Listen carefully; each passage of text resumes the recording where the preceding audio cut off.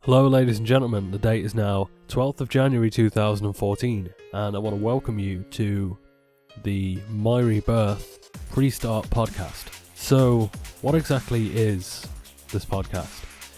Well, some of you may remember that quite a while back now, in fact coming up to close to a year now, I decided that I was going to lose weight, that I was going to get a job, that I was going to quit smoking. I just really wanted to overhaul my life. I wanted to change things for the better, and I kind of got off to a good start. Things were going fine, but every once in a while, as life does, curveballs were kind of thrown in my direction. So even though I failed, because I failed so many times before, that kind of propelled me to try again, because after you failed so many times, what harm can come from failing again? And who knows, I might be successful this time. And I sure to God hope that I will be. So I'm hoping to make this podcast quite a regular thing, because originally I just intended to make YouTube videos, and that's all well and good, but the thing is, it's not always viable for people to be sat at the computer watching videos, whereas a podcast, on the other hand, they can just download onto their iPod or iPhone or whatever else device that they use and take it with them and listen. So, like I say, I failed many times before. The last time that I tried, I did get some way to achieving my goals, which I actually added more goals in than I initially intended, because I realised that there was a couple of other things that really needed to change. One of which, I was in somewhat of a fairly abusive relationship, and I was with someone who also didn't really want me to get a job, didn't want me to lose weight, and I decided that had to change. So even though I didn't do too great with my weight loss goals, I did at least get out of that relationship. That within itself was, for me at least, a pretty decent goal to achieve that year. Now this year, I hope to achieve the rest, or get as close to achieving those as I possibly can. So why do I feel that now is the best time to restart?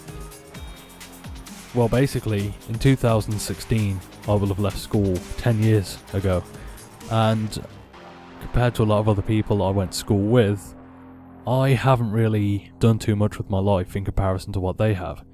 The majority of people that I went to school with that are the same age as me now are married and have kids, or at least have semi-decent jobs. So, come 2016, I really want to make a difference with that.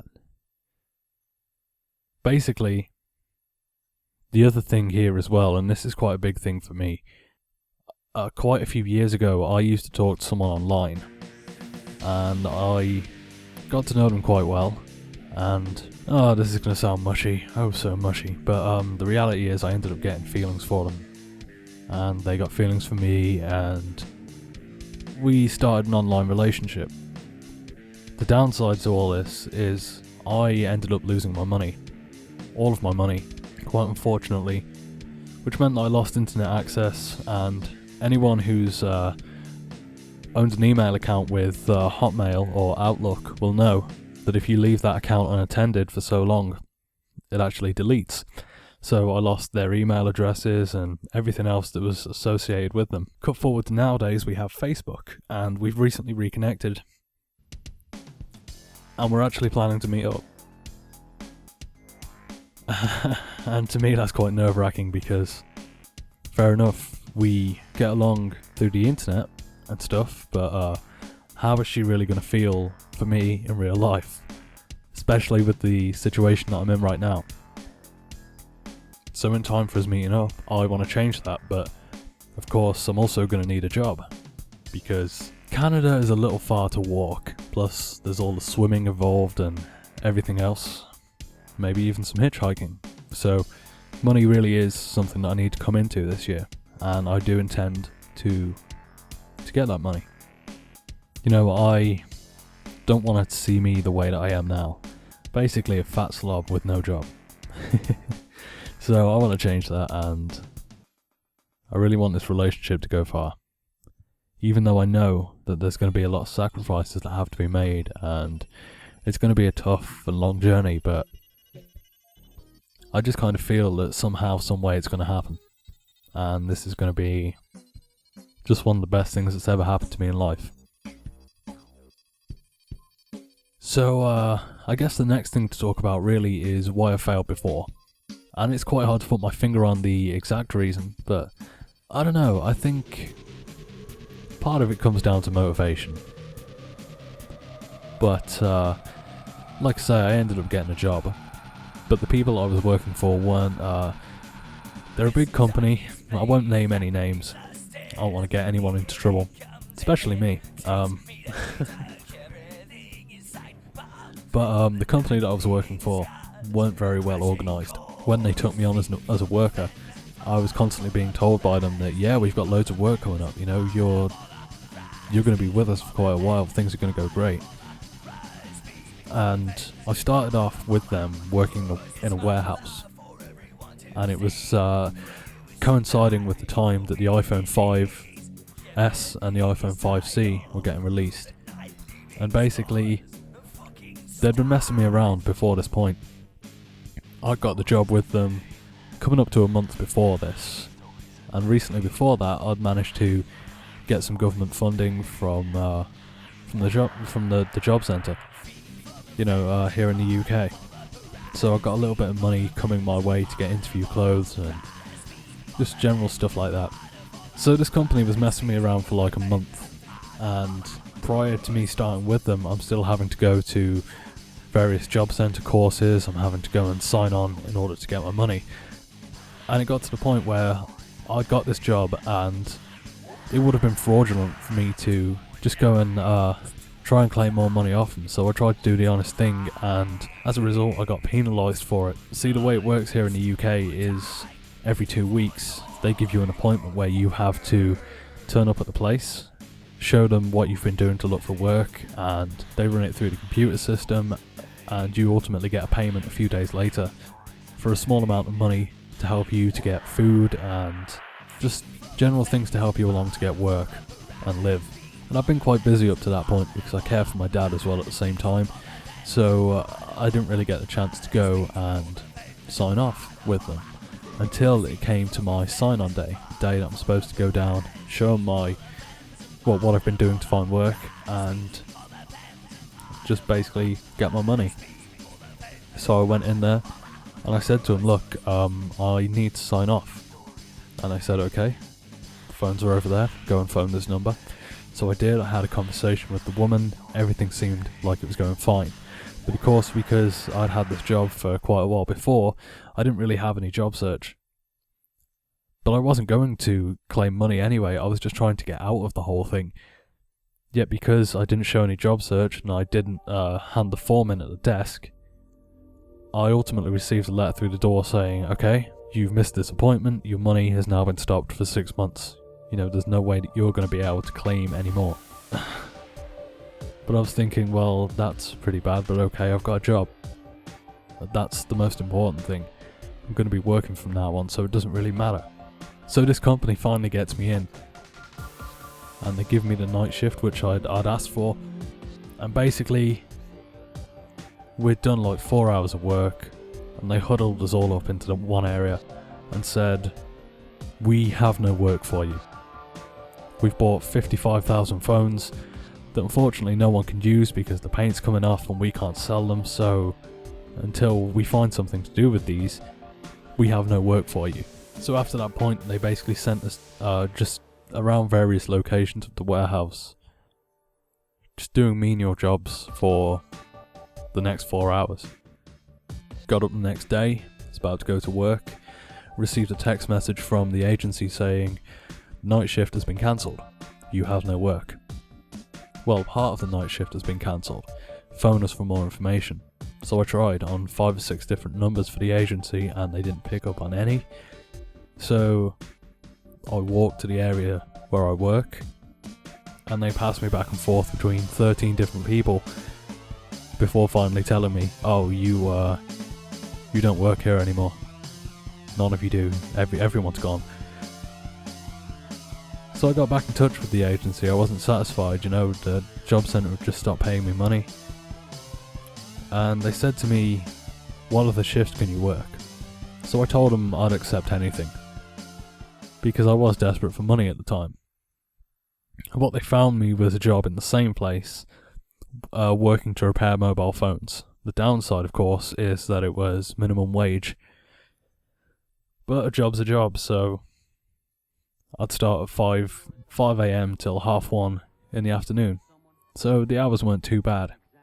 But the problem was the company just messed me around so much. So basically, when I'm trying to get my diet in order, get my sleep pattern in order, and this, that and the other, like, no word of a lie, I was getting 3 hours worth of sleep in a night, and I was eating once a day.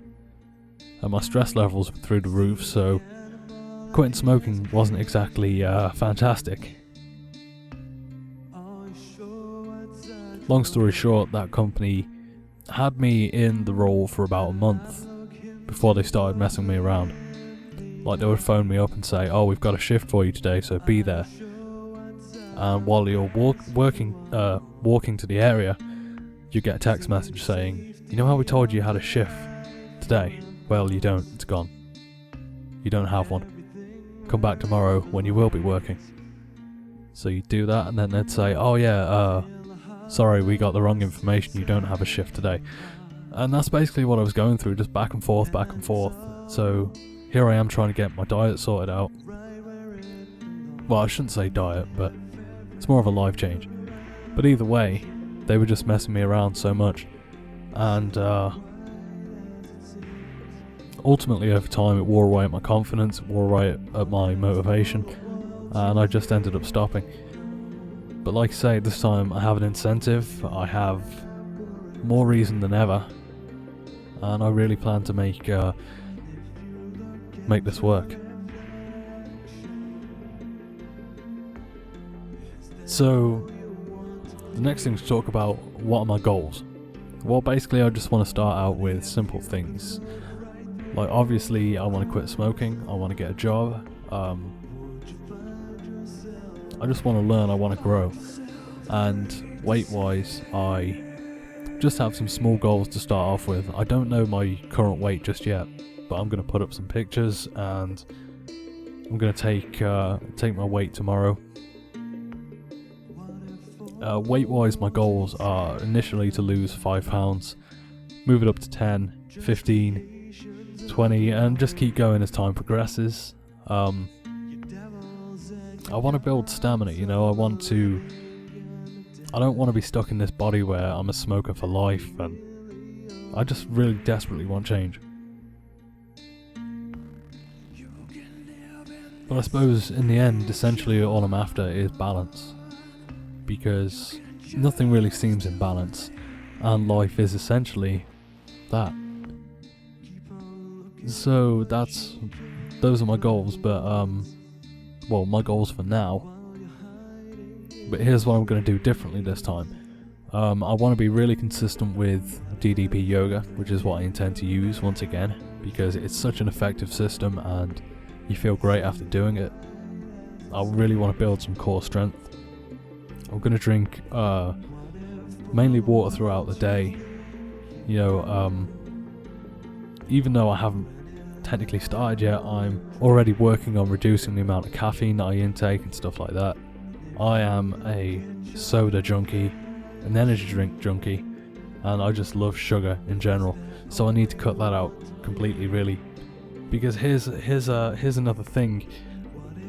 One of the other reasons why I want to start this now is because a few years ago, when I first started to lose weight and stuff, I completely cut out junk food altogether, and I mean altogether. I wouldn't really even have a soda or anything like that, even the diet version, because I detest those kind of products.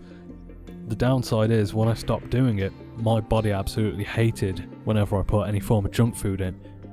You know, like, I'll just give you an example. If I decided to go for a run on a day where I completely ate clean, I would run efficiently. Yet, take that same type of food that I've eaten and then add, say, maybe a small can of Coke or something like that into the mix, I feel terrible. Like, I can only run literally a few yards, that's it. So I really want to cut out junk food again, because I'm getting migraines really badly, like chronic migraines. And on top of that, another thing that I've just recently done is bought a juicer, because I've heard so many good things about people juicing. I definitely need to increase my intake of fruit and vegetables, and I think that's going to be the best way that I can do it. So